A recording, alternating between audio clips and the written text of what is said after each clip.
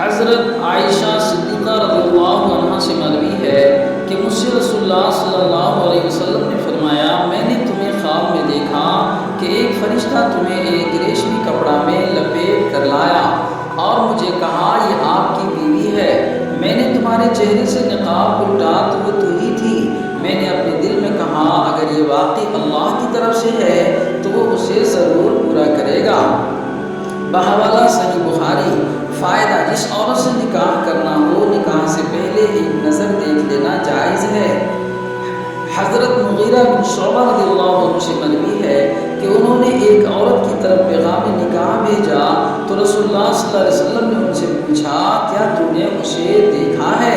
انہوں نے کہا نہیں۔ آپ صلی اللہ علیہ وسلم نے فرمایا اسے دیکھ لو، امید ہے کہ ایسا کرنے سے تمہارے درمیان محبت پیدا ہو۔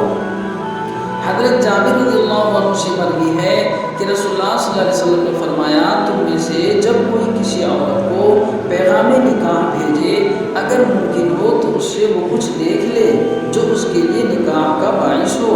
اگر کسی وجہ سے اپنی ہونے والی بیوی کو دیکھنا ممکن نہ ہو تو کسی قابل اعتماد